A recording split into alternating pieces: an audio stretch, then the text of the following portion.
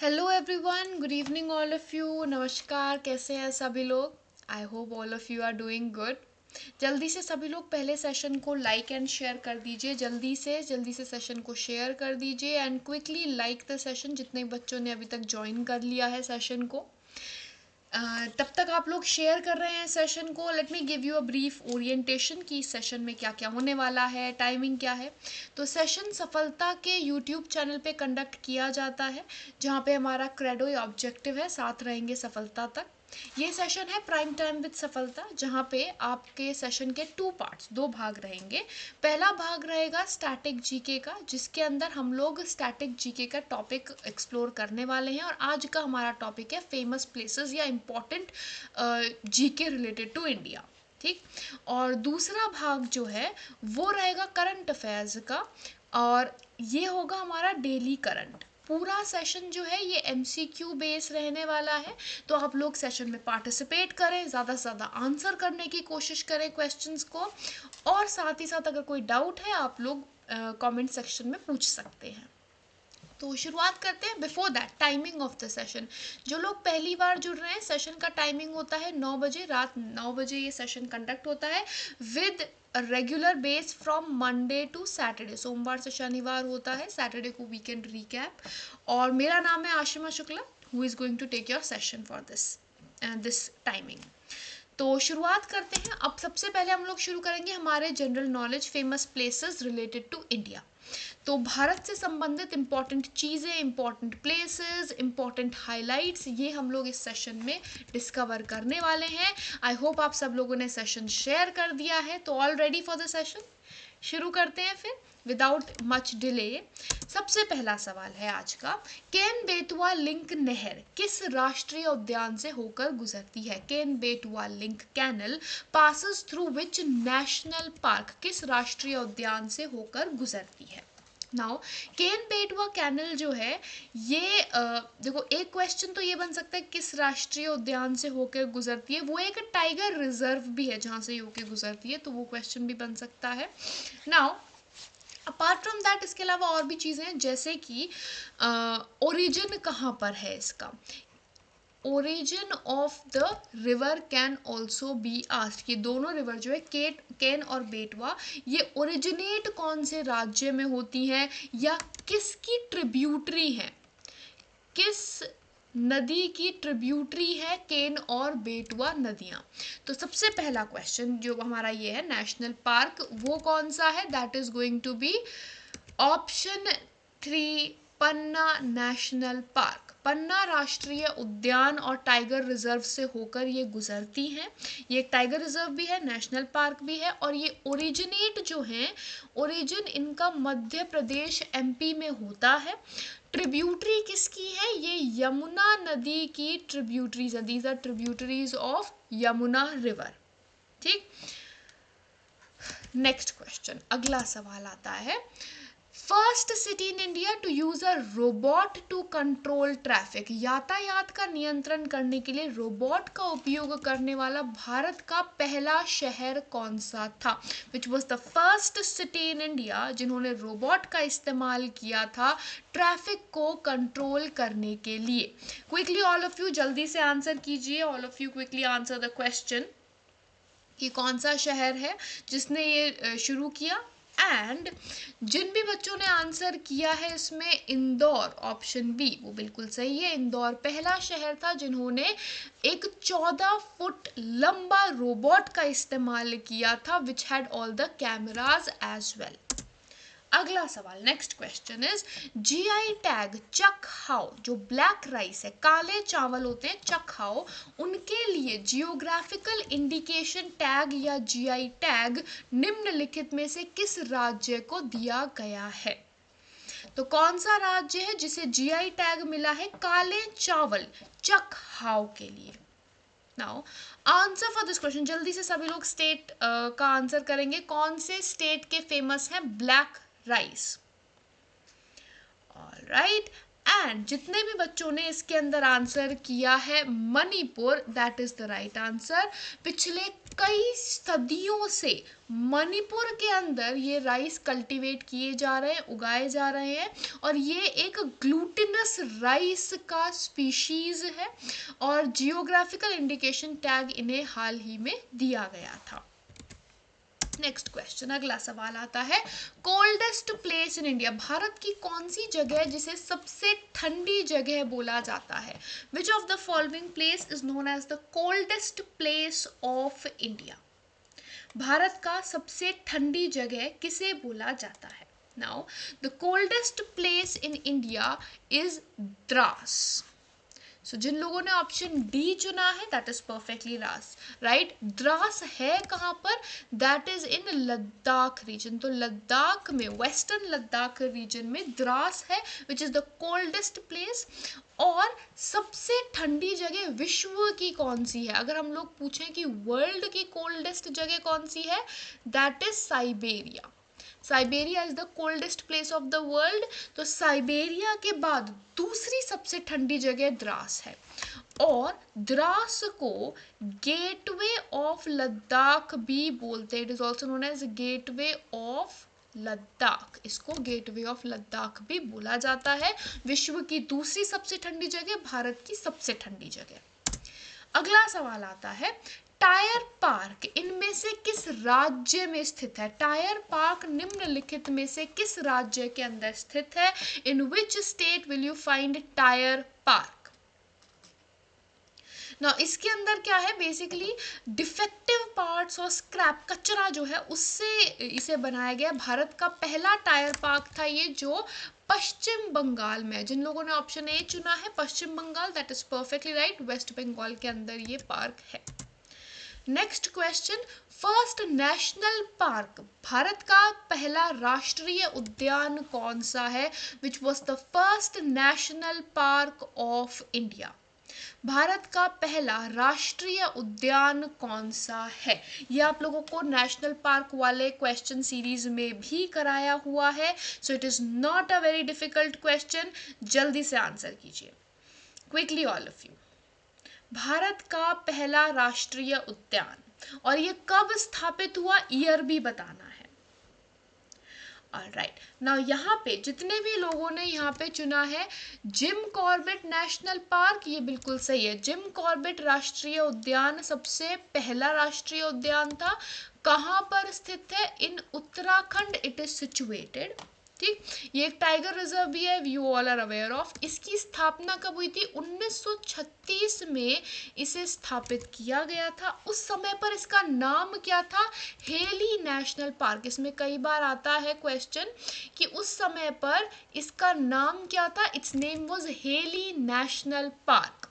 ये भारत का सबसे पुराना, सबसे प्रेस्टिजियस नेशनल पार्क है और एक टाइगर रिजर्व के तौर पे भी है। नेक्स्ट क्वेश्चन, अगला सवाल है, निम्न में से किस देश ने दुनिया की पहली तैरती हुई परमाणु ऊर्जा संयंत्र का सफलतापूर्वक परीक्षण किया? तैरता हुआ परमाणु ऊर्जा संयंत्र निम्नलिखित में से किस देश के द्वारा टेस्ट किया गया था सबसे पहले? So for the first time floating nuclear power station जो है ये रूस या रशिया के अंदर टेस्ट किया गया था, और ये रशिया के रोसटॉम के द्वारा तैयार किया गया था। राइट, इसको न्यूक्लियर टाइटैनिक का टाइटल दिया गया था। It is also known as nuclear Titanic, और इसको एक और नाम दिया गया था शेरनोबिल ऑन आइस। शेरनोबिल आप लोगों को पता होगा, शेरनोबिल इज अ न्यूक्लियर डिजास्टर जो हुआ था, which was the biggest nuclear disaster of the world. तो शेरनोबिल ऑन आइस का टाइटल इसको दिया गया था।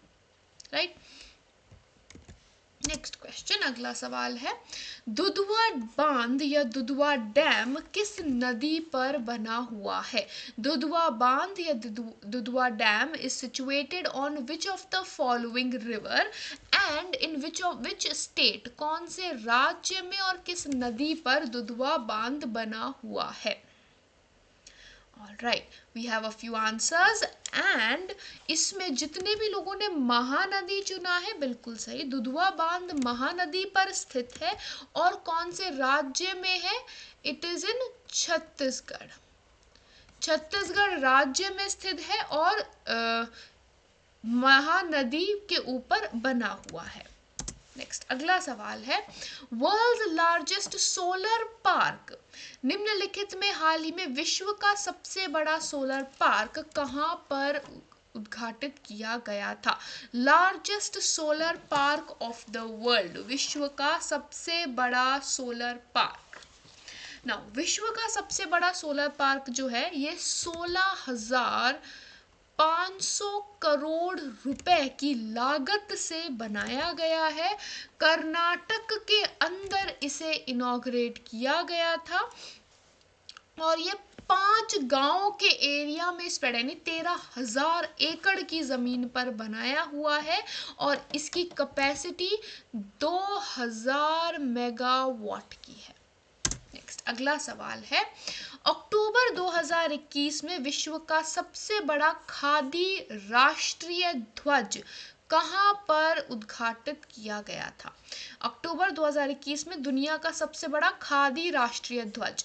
इसके साथ एक और क्वेश्चन है, क्योंकि 2022 में ये रिकॉर्ड तोड़ दिया था, तो 2022 में सबसे बड़ा खादी राष्ट्रीय ध्वज कहां पर किया गया था इनॉग्रेट और उसके डायमेंशंस क्या थे? तो पहले 2021 का देख लेते हैं। 2021 का जो था वो लेह में इनॉग्रेट किया गया था, राइट। लेह में उसे फहराया गया था 2 अक्टूबर 2021 को, महात्मा गांधी जी की 152nd बर्थ एनिवर्सरी पे। इसके बाद हम लोग बात करें रीसेंट वाले की, तो हाल ही में आर्मी दिवस पर, ऑन आर्मी डे, ये विश्व का सबसे बड़ा था, जो कहां पर इनॉग्रेट किया गया था? That was again in Ladakh with a length of 225 feet, 225 feet लंबा था और 150 फीट चौड़ा था और इसका वजन 1000 किलोग्राम था। वेट वॉज 1000 किलोग्राम और इसका नाम था monumental national flag. Monumental national flag, monumental national flag. और ये कहां पर इसका उद्घाटन किया गया था? That was in Rajasthan, Longewala में। लोंगेवाला इन राजस्थान। लोंगेवाला जगह बहुत फेमस है क्योंकि यहाँ पे लोंगेवाला का युद्ध हुआ था। लोंगेवाला का युद्ध इंडो पाक, भारत पाकिस्तान के बीच का युद्ध है। 1971 1971 का जो युद्ध था, वॉर था भारत पाकिस्तान का, वो लोंगेवाला का बैटल है। और लोंगेवाला कौन से डिस्ट्रिक्ट में है? इट इज इन जैसलमेर इन राजस्थान। ठीक। नेक्स्ट अगला सवाल, हाईएस्ट पीक ऑफ ईस्टर्न घाट, पूर्वी घाटी का सबसे ऊंची चोटी कौन सी है? Which is the highest peak in eastern Ghats. पूर्वी घाटी की सबसे ऊंची चोटी कौन सी है? Quickly answer, highest peak of eastern Ghats, पूर्वी घाटी की सबसे ऊंची चोटी। एंड जिन लोगों ने अरमाकोंडा बोला है, बिल्कुल सही, Armakonda is the highest peak in eastern Ghats. And इसके अलावा जो पीक है इनको एक बार देख लेते हैं। धूपगढ़ जो है ये 1350 मीटर की हाइट पर स्थित है और ये एमपी मध्य प्रदेश में सतपुरा रेंज में देखने को मिलती है। कालूमर पीक जो है, कालूमार पीक, ये 752 मीटर्स की है, ये विंध्या रेंज पे है, it is in Vindhya range. और नमचा बरवा जो है, यहाँ पर ये जगह फेमस क्यों है? ये नमचा बरवा एक माउंटेन है और ब्रह्मपुत्र नदी जो है यहाँ पर एक डीप जॉर्ज या रास्ता बना रही है, that is why it is famous because of Brahmaputra, right. Next question, अगला सवाल, खादी और ग्रामोद्योग आयोग ने किस राज्य में पहला रेशम प्रसंस्करण संयंत्र खोला था? खादी और ग्रामोद्योग आयोग ने किस राज्य में पहला रेशम प्रसंस्करण संयंत्र खोला था? ना सबसे पहला ये जो खोला गया था, इसे खोला गया था गुजरात के अंदर। It was opened in Gujarat. KVIC की बात करें, केवीआईसी एक्ट 1956 के तहत बनाया गया था। Next, which city had India's first helicopter taxi service? Bharat की पहली हेलीकॉप्टर टैक्सी सर्विस किस शहर में शुरू की गई थी? First helicopter taxi service, Bharat की पहली हेलीकॉप्टर टैक्सी सर्विस निम्नलिखित में से किस शहर में शुरू की गई थी? तो इसे जिन लोगों ने बेंगलुरु चुना है, बिल्कुल सही, बेंगलुरु में सबसे पहली बार इसे शुरू किया गया था। और फर्स्ट एयरपोर्ट, पहला एयरपोर्ट जहां पर ये हेलीकॉप्टर टैक्सी शुरू की गई वो कौन सा था? Kempegowda, Kempegowda international airport. ठीक, केम्पेगौड़ा सबसे पहला एयरपोर्ट या हवाई अड्डा था जहां पर इस टैक्सी सर्विस को शुरू किया गया। नेक्स्ट, अगला सवाल है, गोलकोंडा फोर्ट किस राज्य में है? गोलकोंडा किला किस राज्य में है? In which state is Golconda fort situated? तो गोलकोंडा फोर्ट की बात करें तो कहां पर स्थित है? That is going to be in Telangana. ये हैदराबाद तेलंगाना में स्थित है। तो अगर शहर पूछेंगे तो हैदराबाद और राज्य पूछेंगे तो तेलंगाना में स्थित है। और ये डायमंड माइंस के बहुत पास है, तो इसीलिए स्पेशली जो कोल्लूर माइन है उसके बहुत पास पड़ता है, इसीलिए इसे ये और ज़्यादा फेमस है। और इसे गोलकोंडा डायमंड्स भी बोलते हैं। यहाँ पे जो डायमंड ट्रेड सेंटर से गोलकोंडा डायमंड्स के नाम से जानते हैं। Next question is, national science centre, राष्ट्रीय विज्ञान केंद्र कहाँ पर स्थित है? National Science Center is located in which of the following city? Now National Science Center जो है ये प्रेजेंट है कैपिटल सिटी दिल्ली के अंदर। नेक्स्ट क्वेश्चन, अगला सवाल है, ओल्डेस्ट मॉन्यूमेंट, इन निम्नलिखित स्मारकों में से सबसे पुराना स्मारक कौन सा है? Which of the following is the oldest monument out of the following? Now देख के आप लोगों को पता चल जाएगा कि most of them are recent ones, they have been built recently, Mughal duration के हैं ज़्यादातर। Ajanta caves on the other hand ये दूसरी शताब्दी के हैं, like second century. So therefore Ajanta caves are the oldest. ये बुद्धिस्ट केव्स हैं, बुद्धिस्ट गुफाएं हैं जो दूसरी शताब्दी में बनाए गए थे। और ये है कहाँ पर? औरंगाबाद, महाराष्ट्र में।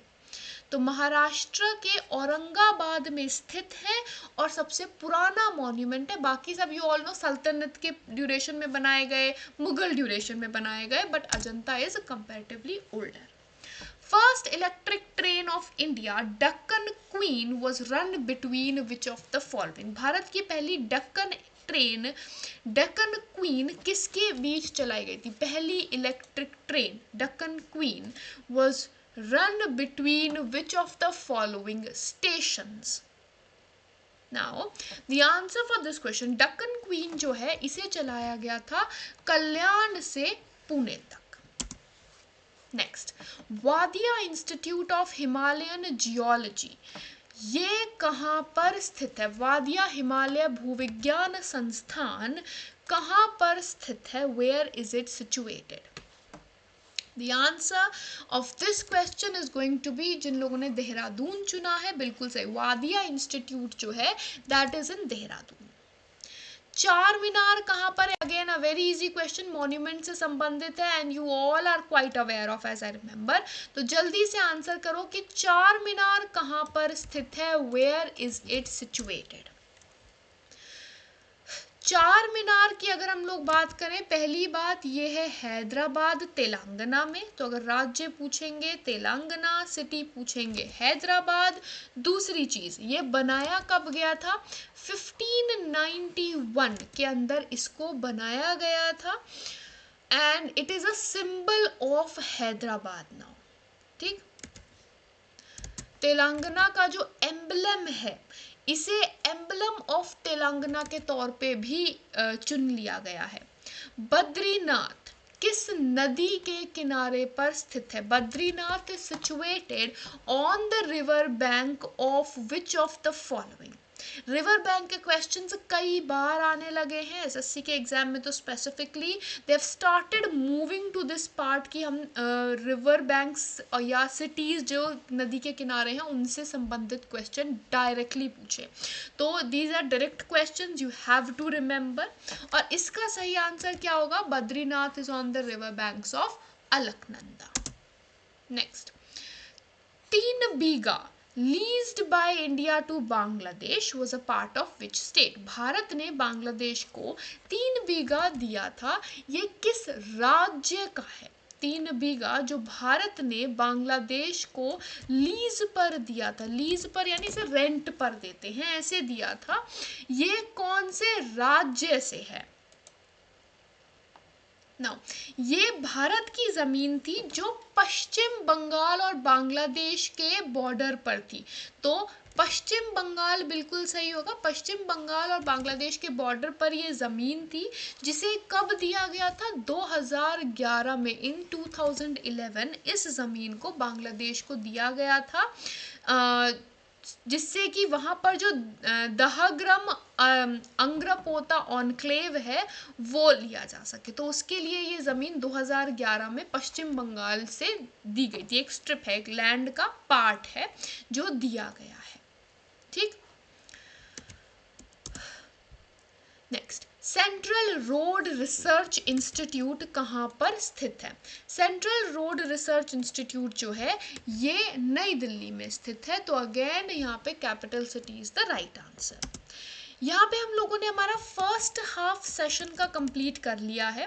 जो भी लोग सेशन को, जिन भी लोगों ने ज्वाइन कर रखा है, don't forget to like the video, all of you, hardly it's going to take 1 second, और सेशन को शेयर कर दें ज़्यादा से ज़्यादा, so that more and more people can join the session.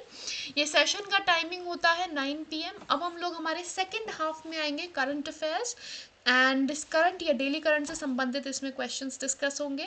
So let's begin that without wasting much time. The first question current section का पहला सवाल है, भारत के डिजिटल पारिस्थितिकी तंत्र के विकास में तेजी लाने के लिए किस तकनीकी दिग्गज ने भारतीय एयरटेल के साथ दूरसंचार प्रमुख में $1 बिलियन अमेरिकी डॉलर के निवेश करने के लिए भागीदारी करी है? $1 बिलियन US के लिए इन्वेस्टमेंट कौन सी कंपनी करने वाली है भारतीय एयरटेल के साथ भारत के डिजिटल इकोसिस्टम को एक्सेलरेट करने के लिए या उसमें ग्रोथ देखने के लिए? तो यहाँ पर जिन लोगों ने गूगल चुना है, बिल्कुल सही चुना है, गूगल के साथ ये एग्रीमेंट किया गया है, या गूगल ने $1 बिलियन अमेरिकी डॉलर का एग्रीमेंट भारतीय एयरटेल के साथ किया है।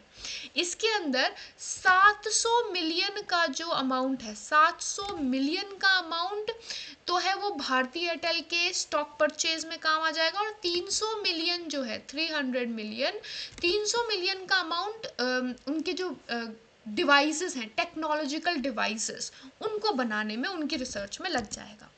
यहाँ पर 2 सवाल Google for India digitisation fund से, क्योंकि ये जो अमाउंट दिया गया है $1 बिलियन का, ये इसी फंड से निकाल के दिया है गूगल ने। तो Google for India digitisation fund जो है, इसे लॉन्च कब किया गया था और इसका कुल अमाउंट क्या है? ये फंड कितने अमाउंट का है?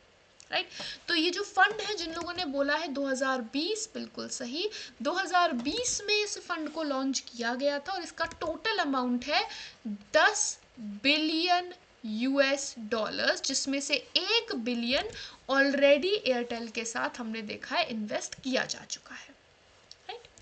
नेक्स्ट, अगला सवाल जो है वो है, सत्यमंगलम टाइगर रिजर्व कहाँ पर स्थित है? Sathyamangalam tiger reserve is situated in which of the following state? किस राज्य में स्थित है सत्यमंगलम टाइगर रिजर्व? ये क्यों इंपॉर्टेंट है? I talk about that soon.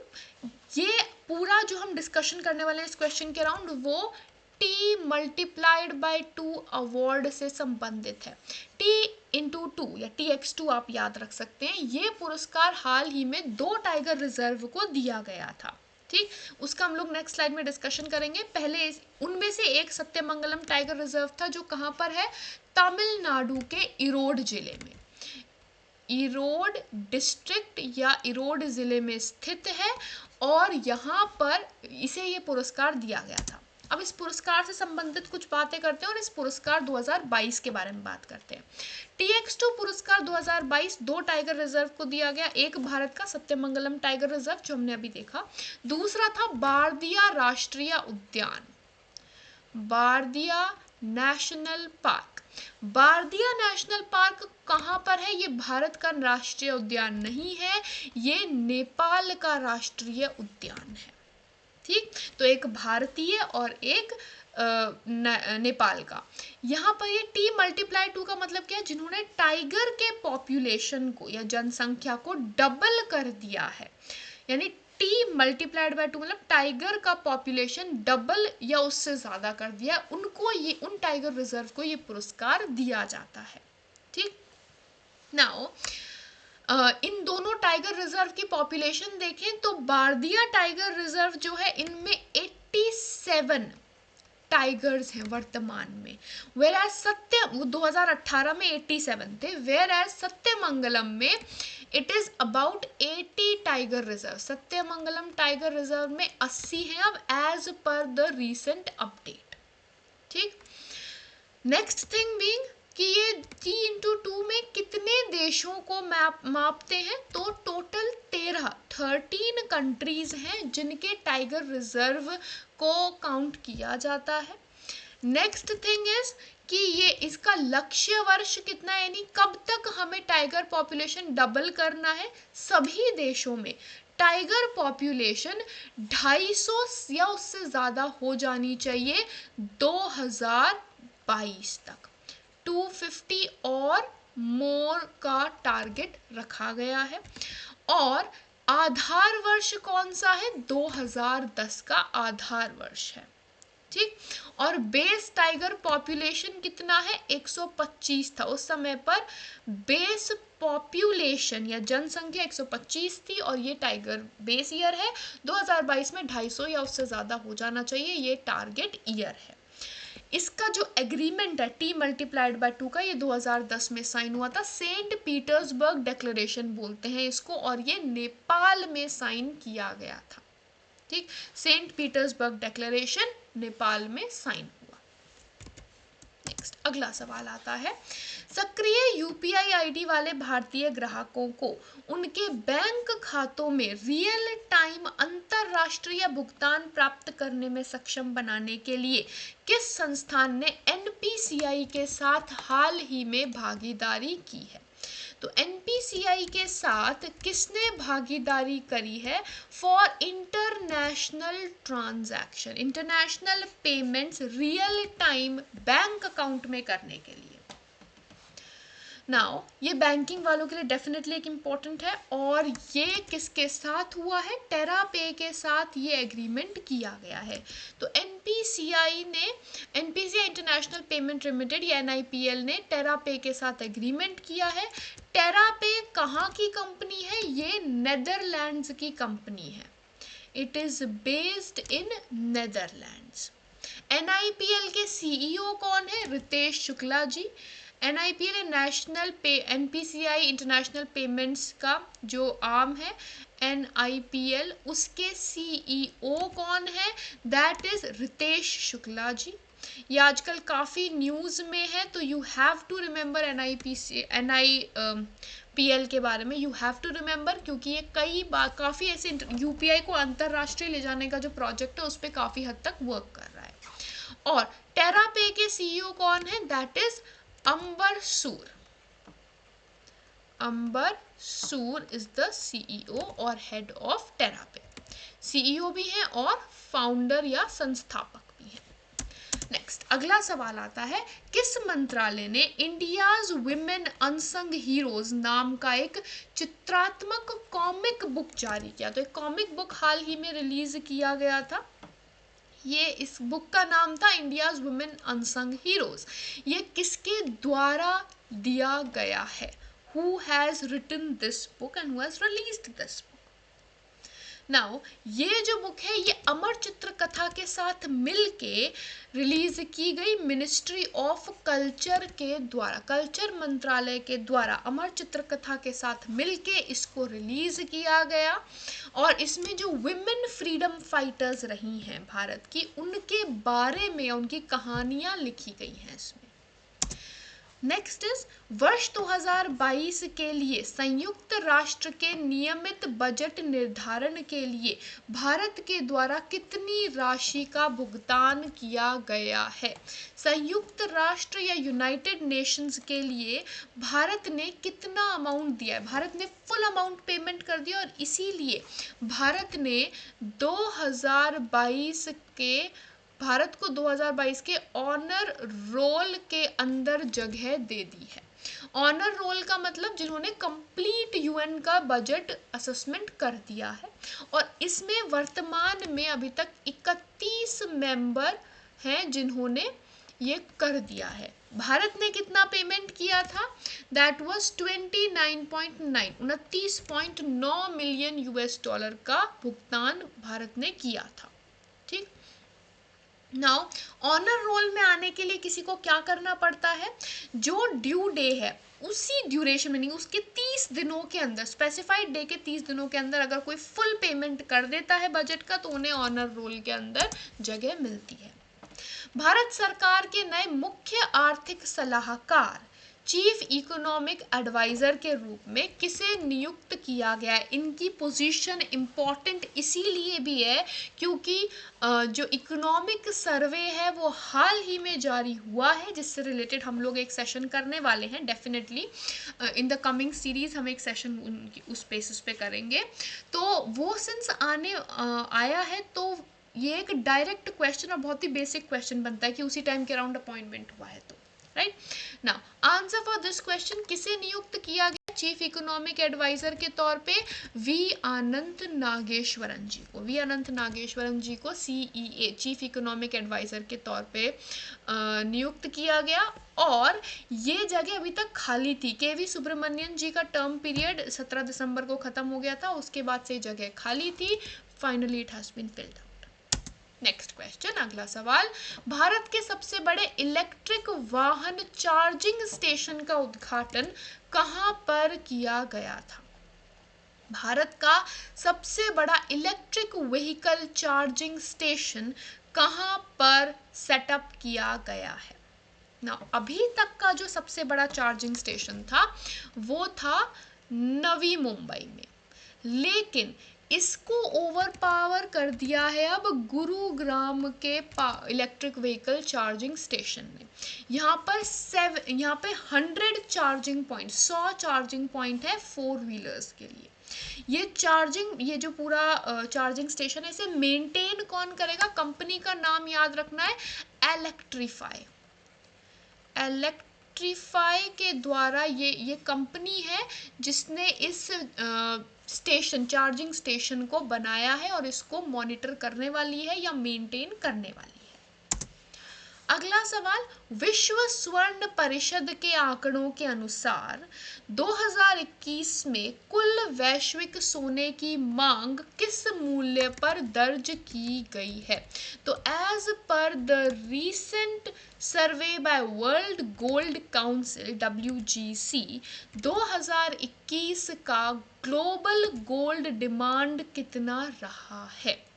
Global demand trends 2021 की हाल ही में रिपोर्ट जारी की गई थी, जिसके अंदर इन सब चीज़ों के बारे में बात करी गई थी।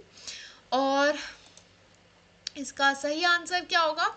Now as per the global demand ये रखा गया है 3600 लगभग, तो 3658.8 tonnes is the right answer. Bharat का गोल्ड डिमांड की बात करें, यहीं पे जब विश्व की बात कर रहे हैं तो भारत की तो करनी पड़ेगी। इंडिया का टोटल गोल्ड डिमांड 78.6% से बढ़ गया, तो अब इंक्रीज हुआ है, 78.6% का इंक्रीज हुआ है। और अमाउंट में देखें तो 797.3 टन्स का इंक्रीज हुआ है। ये 2021 की बात कर रहे हैं compared to 2020। World Gold Council WGC की बात करें तो इससे संबंधित क्या क्वेश्चन हो सकते हैं? CEO कौन है, हेडक्वार्टर्स कहाँ है, स्थापित कब हुआ, प्रेसिडेंट कौन है? तो CEO से शुरू, पहले स्थापना से शुरू करते हैं। 1987 यहाँ पे लिख देते हैं, 1987 में इसे स्थापित किया गया, एस्टैब्लिश हुआ। मुख्यालय इसके लंदन में है, it is based in London in UK, ये इसके हेडक्वार्टर्स है। और इसके अलावा इसके CEO डेविड टेट इसके CEO हैं और प्रेसिडेंट केल्विन डशंस्की हैं। नेक्स्ट अगला सवाल, द 10 ट्रिलियन ड्रीम, ये पुस्तक के लेखक कौन है? Who is the author of the book the 10 trillion dream? ये पुस्तक भारत के जो इकोनॉमिक इश्यूज, पॉलिसी इश्यूज, इन सब से संबंधित है कि 2030 का जो हमारा टारगेट है कि 10 ट्रिलियन इकोनॉमी बन जाए, वो टारगेट अचीव करने के लिए क्या क्या पॉलिसीज अपनाने की हमें ज़रूरत है, क्या क्या चैलेंजेस हैं जो हम अभी फेस कर रहे हैं, उन सब से संबंधित ये पूरा बुक है। और अगर हम लोग बात करें कि किसके द्वारा रिलीज की गई है, ये लिखी गई है सुभाष चंद्र गर्ग जी के द्वारा। सुभाष चंद्र गर्ग जी कौन है? ये पूर्व वित्तीय सेक्रेटरी रह चुके हैं और ये इनकी पहली पुस्तक है जो फरवरी में रिलीज होने वाली है। अगला सवाल, ग्राफीन के लिए भारत का पहला नवाचार केंद्र किस शहर में स्थापित किया जाएगा? तो नवाचार केंद्र है ग्राफीन के लिए, भारत का पहला ऐसा केंद्र बन रहा है। ये कहाँ पर है? ग्राफीन इनोवेशन सेंटर भारत में पहली बार बनाया जा रहा है। इसे कहाँ पर सेटअप किया जाएगा? Where will this graphene innovation centre be set up? Now this is going to come up in the Thrissur region in Kerala. तो राज्य पूछते हैं तो केरला, जगह पूछते हैं तो थ्रिसूर केरला में इसे बनाया जा रहा है। इसका लागत कितनी है? अप्रोक्सीमेटली 86.41 करोड़ रुपीस की इसकी लागत है। और इसमें इंडस्ट्रियल पार्टनर कौन होगा? इंडस्ट्रियल पार्टनर इसका रहने वाला है Tata steel. Tata steel is the industrial partner for this. ठीक, तो यहां पर लिखा हुआ है ऑलरेडी, तो I have already answered the questions, एक बार और लिख देते हैं। Tata steel limited is the industrial partner, औद्योगिक भागीदार है। एस्टिमेटेड कॉस्ट 86.41 करोड़ रुपीस है और इसे Digital University of Kerala, Centre for Materials for Electronic Technology CMET और DUK के द्वारा स्थापित किया जाएगा। अगला सवाल आता है, हाल ही में लोकसभा अध्यक्ष ओम बिरला जी ने भारत की संसद के आधिकारिक मोबाइल ऐप लॉन्च किया है। उस मोबाइल ऐप का नाम क्या है? What is the name of mobile app launched by the Lok Sabha speaker recently? तो मोबाइल ऐप का नाम बताना है quickly. What is the name of mobile app? तो मोबाइल ऐप जो है इसका नाम है डिजिटल संसद। जिन लोगों ने ऑप्शन डी चुना है बिल्कुल सही, डिजिटल संसद नाम से ये मोबाइल ऐप है जो जहाँ पे सारी लाइव प्रोसीडिंग्स होंगी, पूरी जितना भी हो रहा है, जो भी हो रहा है पार्लियामेंट में, सब लाइव अवेलेबल होगा। जो MPs हैं, पार्लियामेंट मेंबर्स, वो अपनी अटेंडेंस यहाँ पे मार्क कर सकते हैं, रिकॉर्ड कर सकते हैं। इसमें आज तक की जितनी भी बजट स्पीच रही है 1947 से लेकर के अब तक की सारी स्पीचेस अवेलेबल हैं। सारा जितना भी रिकॉर्ड है, सारी डिबेट्स हैं, everything is going to be available on this app. और अब जो भी नई डिबेट्स हैं उनमें पार्लियामेंटेरियंस के क्या क्या कमेंट्स रहे, सब चीज़ें इस ऐप में अवेलेबल कराई जाएंगी। It's a very informative app and I suggest that you all also download it. Specially जो UPSC की तैयारी कर रहे हैं, it will be very good if you download it. आपको बहुत सारी चीज़ें इसमें देखने को मिलेंगी, बहुत सारा इन्फॉर्मेशन मिलेगा। देन विश्व का सबसे बड़ा कैनल लॉक, नहर का ताला, हाल ही में इनॉग्रेट या खोला गया है। ये कहाँ पर खोला गया है? विश्व का पहली बार कैनल लॉक है, ये सबसे बड़ा कैनल लॉक है। ये कहाँ पर खोला गया है और कौन से पोर्ट सिटी में ना, पहली बात यहाँ पे आपसे कंट्री पूछ रहे हैं, कंट्री के टर्म्स में नेदरलैंड्स बिल्कुल सही आंसर है, नेदरलैंड्स में खोला गया है इसे। इजुमेदान, इजुमेदान में खोला गया है। इजुमेदान एक पोर्ट सिटी है एम्स्टरडैम पोर्ट में, एम्स्टरडैम पोर्ट का एक पोर्ट के पास एक पोर्ट सिटी है इजुमेदान, नेदरलैंड्स में, वहाँ पर। इससे संबंधित क्या क्या चीज़ें इंपॉर्टेंट है, इसका लॉक कितना लंबा है, कितना चौड़ा है। 500 मीटर लंबा है, 500 मीटर्स लॉन्ग, और अगर हम लोग विड्थ चौड़ाई की बात करें तो 70 मीटर वाइड ये लॉक है। इसकी लागत 338 मिलियन यूएस डॉलर्स मानी जा रही है, overall cost 338 million US dollars, right. Now इसी के साथ हमारा आज का सेशन खत्म होता है। I will be seeing you tomorrow at 9 PM with a new set of question series, live session होगा वो, and I will be seeing you there.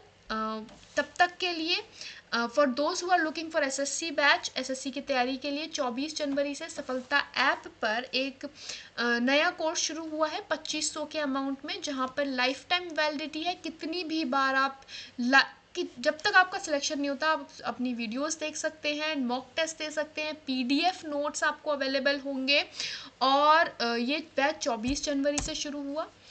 और जानकारी आपको सफलता के ऐप पर मिल जाएगी। और इसके अलावा 5 जनवरी से एक बैच शुरू हो रहा है एनडीए 2022 स्टार बैच। इसमें एसएसबी बेसिक्स आपको फ्री साथ में कराए जाएंगे, नहीं एसएसबी की तैयारी भी कराई जाएगी कि एनडीए क्लियर हो जाता है तो एसएसबी में आपको क्या क्या करना है, कैसे करना है, इंटरव्यू कैसे क्लियर करना है, इन सब चीज़ों के बारे में भी it is going to be very beneficial session. इसके अलावा यूपी ट्रिपल एससी लेखपाल के लिए 18 जनवरी से एक बैच शुरू हुआ है जो 1400 के अमाउंट में है। Again lifetime validity, mock test discussion, PDF notes and live Zoom classes. ये भी सफलता ऐप पर आपको और डिटेल्स इससे रिलेटेड मिल जाएंगी।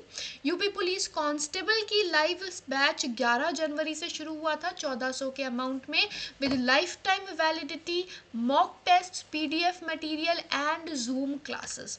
और ये आपको ऑल अराउंड जब भी आपको जितनी भी बार देखना है it is going to be available for you, right. इसी के साथ आज का सेशन खत्म होता है। Don't forget to like the session, share the session, subscribe to the channel for daily updates. और ये जो सेशन है ये 9 बजे कंडक्ट होता है रात में सफलता क्लासेस के यूट्यूब चैनल पर। So I will be seeing you in the upcoming session. Till then have a great day ahead.